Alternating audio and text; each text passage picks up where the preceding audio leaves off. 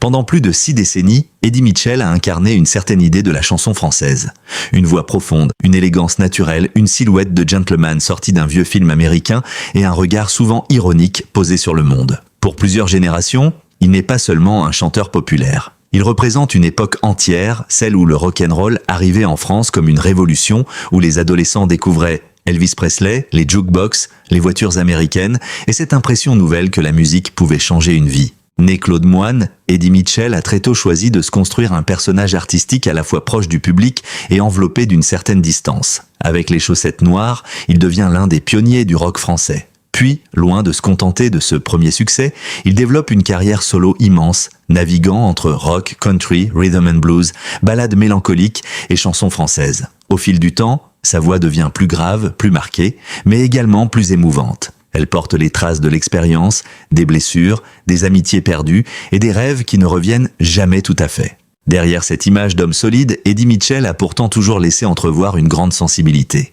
Ses chansons parlent souvent de solitude, de séparation, de regret et du temps qui emporte les certitudes. Même lorsqu'il se réfugie derrière l'humour ou la provocation, une forme de mélancolie apparaît. C'est précisément cette fragilité dissimulée qui a créé un lien si puissant avec son public. Ses admirateurs ne voient pas seulement en lui une vedette. Ils reconnaissent un homme qui a vieilli avec eux, un témoin de leurs propres souvenirs, de leurs premières amours, de leurs déceptions et des années qui passent. Ces dernières années, les nouvelles concernant sa santé ont naturellement provoqué une vive inquiétude. Lorsqu'un artiste que l'on croit éternel est contraint de ralentir, d'annuler des concerts ou de se retirer temporairement, le public découvre soudainement qu'il n'est pas invincible. L'image de la star laisse alors place à celle d'un homme âgé, soumise aux mêmes limites physiques que tout le monde. Pour Eddie Mitchell, habitué au studio, aux tournées et aux grandes scènes, accepter le repos a probablement représenté une épreuve difficile. Un artiste ne monte pas seulement sur scène pour gagner sa vie. Il y retrouve une énergie, une identité, une raison d'exister. Les applaudissements, les musiciens, les projecteurs et le silence qui précèdent les premières notes composent un univers dont il est presque impossible de se détacher complètement. Lorsque les médecins imposent une pause, ce n'est donc pas seulement un calendrier professionnel qui s'interrompt. C'est une partie de soi qui doit soudainement apprendre à vivre autrement. Derrière les portes closes d'une maison, loin des caméras, l'artiste se retrouve face à ses propres peurs. Il doit accepter la fatigue, l'incertitude et parfois l'idée douloureuse que certaines choses ne seront peut-être plus jamais comme avant. Dans ces moments, la présence des proches devient essentielle. Depuis de nombreuses années, Muriel, l'épouse d'Eddie Mitchell, partage son quotidien avec une remarquable discrétion. Elle n'a jamais cherché à devenir une personnalité médiatique, ni à exposer leur couple. Sa place s'est construite loin des déclarations spectaculaires, dans la continuité d'une vie partagée entre les succès, les tournées, les absences, les inquiétudes et les périodes de doute. On peut aisément imaginer combien les problèmes de santé de son mari ont pu l'affecter. Aimer une personne pendant plusieurs décennies, c'est connaître ses habitudes, ses silences, ses forces, mais également ses faiblesses. C'est comprendre un regard avant même qu'un mot soit prononcé. C'est aussi ressentir profondément chaque alerte médicale, chaque nuit difficile et chaque signe de fatigue.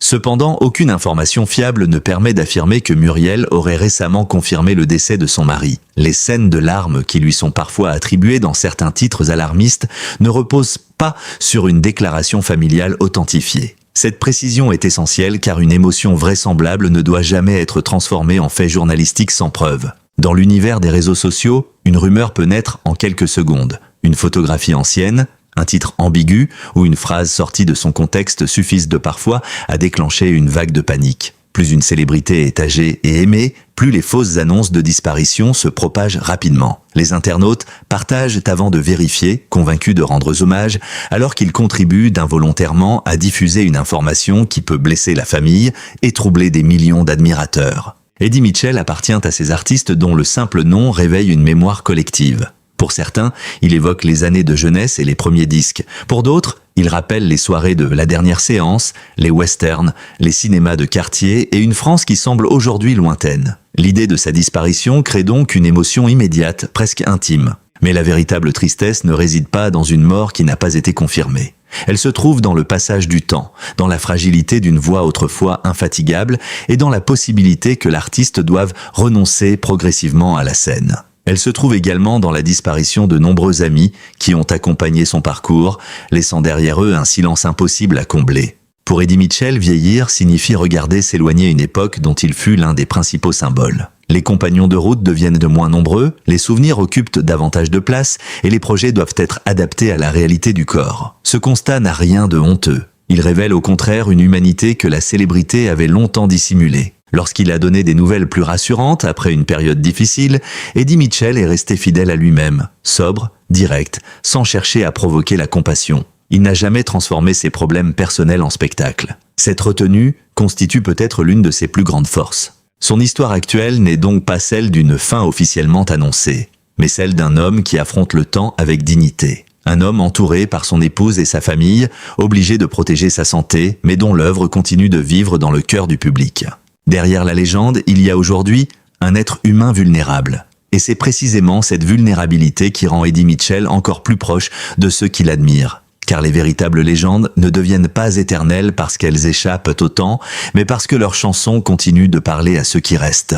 C'est justement parce que la vie d'Eddie Mitchell s'est confondue avec celle de plusieurs générations que chaque nouvelle le concernant provoque une émotion aussi forte. Son parcours ne se résume pas à une succession de chansons populaires ou de concerts à guichets fermés. Il raconte l'histoire d'un homme qui a accompagné les transformations de la société française, tout en restant fidèle à ses goûts, à ses passions et à une certaine idée de la liberté artistique. Né Claude Moine à Paris, il grandit dans un univers populaire où le cinéma et la musique occupent déjà une place essentielle. Très jeune, il est fasciné par l'Amérique, ses grands espaces, ses héros de western, ses voitures brillantes et surtout ses chanteurs de rock'n'roll. À une époque où la chanson française reste encore dominée par des traditions bien établies, cette culture venue d'outre-Atlantique apparaît comme une promesse d'évasion. Avec les chaussettes noires, et Eddie Mitchell devient rapidement l'un des symboles de cette révolution musicale. Les jeunes découvrent une énergie nouvelle, un rythme plus direct et une manière différente de s'exprimer. Le succès est fulgurant. Les salles se remplissent, les disques se vendent et le nom du groupe s'impose dans toute la France. Mais la célébrité précoce peut aussi devenir une prison. Eddie Mitchell comprend très vite qu'il ne veut pas rester enfermé dans l'image d'un jeune rocker. Il choisit alors de poursuivre sa route en solo, au risque de décevoir une partie du public. Ce choix témoigne déjà de ce qui deviendra l'une des constantes de sa carrière, le refus de se laisser dicter sa conduite. Au fil des années, il explore différents styles sans jamais perdre son identité. Il chante le rock, la soul, le rhythm and blues, la country et les grandes ballades mélancoliques. Sa voix, d'abord énergique et insolente, devient progressivement plus profonde, plus grave et plus chargée d'émotions. Le temps ne l'affaiblit pas artistiquement. Il donne au contraire davantage de relief à son interprétation. Ses chansons parlent souvent d'hommes solitaires, de rêves brisés, d'amour perdu et de routes que l'on ne reprend jamais dans l'autre sens. À travers elles, Eddie Mitchell raconte une humanité blessée mais digne. Ces personnages peuvent sembler désabusés, pourtant ils continuent d'avancer, même lorsqu'ils savent que certaines blessures ne disparaîtront pas. C'est cette sincérité qui a forgé le lien exceptionnel entre le chanteur et son public. Beaucoup de ses admirateurs ont grandi avec lui. Ils ont écouté ses chansons pendant leur jeunesse, les ont retrouvées à l'âge adulte, puis les ont transmises à leurs enfants. Sa musique est ainsi devenue une véritable bande-son de la mémoire collective. Mais Eddie Mitchell ne s'est jamais limité à la chanson. Sa passion pour le cinéma a profondément nourri son identité. Pendant des années, avec La Dernière Séance, il a partagé son amour des films américains, des westerns et des salles obscures. L'émission est devenue un rendez-vous culte pour des millions de téléspectateurs. Elle ne proposait pas seulement des films. Elle recréait une atmosphère, celle des anciens cinémas de quartier, des fauteuils rouges, des entr'actes et des affiches peintes à la main. À travers ce programme, Eddie Mitchell est devenu un passeur de culture populaire, capable de transmettre une passion avec simplicité et élégance. Il a également mené une carrière d'acteur, confirmant qu'il possédait une présence naturelle devant la caméra. Son humour, son calme apparent et son regard légèrement désabusé lui permettaient d'incarner des personnages sans jamais donner l'impression de forcer son jeu. Cette diversité artistique révèle un homme profondément curieux, mais aussi exigeant. Derrière la décontraction affichée se cache une discipline de travail rigoureuse. Une carrière aussi longue ne peut pas reposer uniquement sur le talent. Elle exige de la constance, des sacrifices et une capacité permanente à se renouveler. Ces sacrifices, la famille les ressent souvent plus directement que le public. Les tournées, les enregistrements, les déplacements et les obligations médiatiques éloignent l'artiste de son foyer. Il faut alors construire un équilibre fragile entre la vie publique et la vie privée. Muriel, son épouse, a accompagné ce parcours avec une grande discrétion. Elle est restée à l'écart des projecteurs, préférant soutenir son mari dans l'intimité plutôt que d'exposer leur relation. Cette retenue explique pourquoi les prétendues déclarations spectaculaires qui lui sont parfois attribuées doivent être accueillies avec prudence. Leur histoire semble surtout fondée sur la durée, la confiance et la capacité à traverser ensemble les périodes difficiles. Derrière les succès, il y a eu les fatigues, les absences et les moments où la carrière pouvait peser sur la vie familiale. Derrière les applaudissements, il y avait aussi les inquiétudes que seuls les proches pouvaient comprendre. Avec le temps, les épreuves se sont multipliées. Eddie Mitchell a vu disparaître plusieurs compagnons de route. La perte de Johnny Hallyday a notamment marqué un tournant douloureux. Leur amitié dépassait largement le cadre professionnel. Ils partageaient une histoire commune, faite de musique, de souvenirs, et d'une époque où tout semblait encore possible. Avec Jacques Dutronc et Johnny Hallyday, l'aventure des Vieilles Canailles avait offert au public un moment rare de complicité entre trois monuments de la chanson française. Après la disparition de Johnny, ces concerts ont pris une dimension presque testamentaire. Ils sont devenus le souvenir d'un monde qui s'éloigne. Pour Eddie Mitchell, continuer signifie désormais avancer avec l'absence de ceux qui ont partagé sa jeunesse. Chaque disparition rappelle que le temps ne se contente pas de marquer les visages. Il efface peu à peu les repères, les voix et les présences qui ont construit une vie.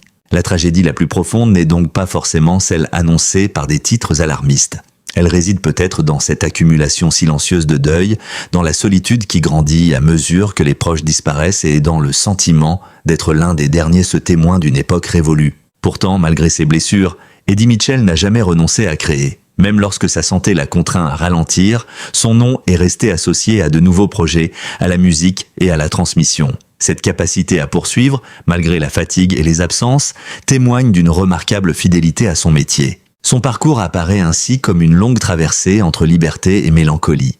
Liberté de choisir ses chansons, de refuser les modes et de préserver son identité. Mélancolie de voir les années passer et les compagnons disparaître. C'est dans cet équilibre que réside toute la force d'Eddie Mitchell. Il n'a jamais cherché à donner l'illusion d'une jeunesse éternelle. Il a accepté que sa voix, son visage et son regard portent la trace du temps. Et c'est précisément cette vérité qui rend aujourd'hui son histoire si bouleversante.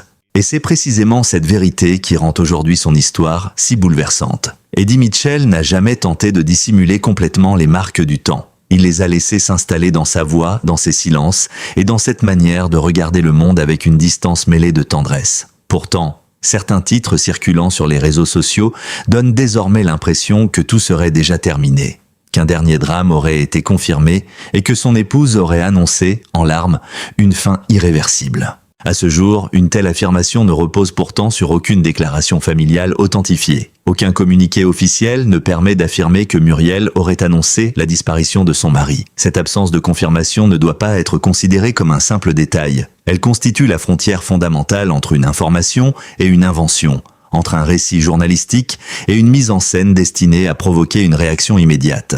La réalité est déjà suffisamment émouvante sans qu'il soit nécessaire d'y ajouter une tragédie imaginaire. Eddie Mitchell a traversé des problèmes de santé qui l'ont contraint à ralentir, à renoncer à certains projets et à accepter une longue période de repos. Pour un artiste ayant consacré l'essentiel de son existence à la scène, cette interruption représente une épreuve profonde. Elle impose un changement de rythme, une dépendance plus grande envers les médecins et les proches, mais aussi une confrontation avec la peur de ne plus pouvoir retrouver le public comme autrefois. Cette peur ne concerne pas seulement l'artiste. Elle atteint également son épouse, sa famille et tous ceux qui partagent son quotidien. Lorsqu'une personnalité célèbre vieillit, le monde extérieur observe les apparitions, les communiqués et les annulations. Les proches, eux, vivent les journées ordinaires, les consultations, les moments de fatigue et les nuits où l'inquiétude devient plus forte. Ils voient ce que le public ne voit pas, les efforts nécessaires pour se lever, reprendre confiance ou retrouver un peu d'énergie. Muriel Mitchell a toujours choisi de rester loin du bruit médiatique. Sa discrétion témoigne d'une volonté de protéger leur vie commune. Cette attitude rend encore moins crédibles les déclarations spectaculaires qui lui sont parfois attribuées sans source. Il est possible qu'elle ait connu des moments de peur, qu'elle ait pleuré face aux difficultés de son mari ou qu'elle ait craint une aggravation de son état. Mais une émotion probable ne peut pas devenir une citation ou une confirmation officielle simplement parce qu'elle semble plausible. Le journalisme responsable exige de résister à cette transformation. Il ne suffit pas qu'une histoire soit vraisemblable pour qu'elle soit vraie. Les mots « elle confirme la tragédie » portent une gravité particulière. Ils donnent au public le sentiment qu'une famille vient de briser le silence. Lorsqu'ils sont utilisés sans preuve, ils manipulent la confiance des lecteurs et exploitent leur attachement à l'artiste.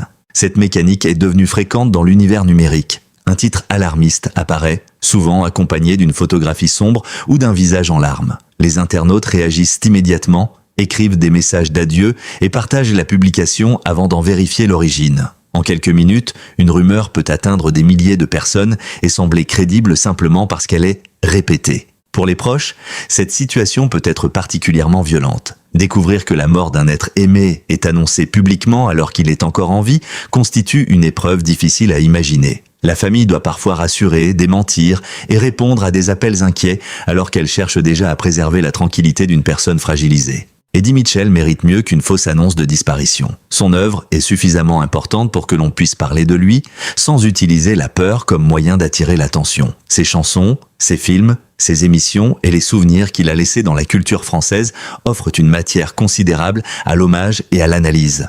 La véritable question n'est donc pas de savoir si sa fin vient d'être annoncée, mais de comprendre ce que représente aujourd'hui le vieillissement d'une légende. Pour le public, il est difficile d'accepter qu'une voix ayant accompagné tant de moments de vie puisse devenir plus rare. Les artistes semblent parfois appartenir à une dimension où le temps ne devrait pas exister. Pourtant, ils vieillissent avec ceux qui les écoutent.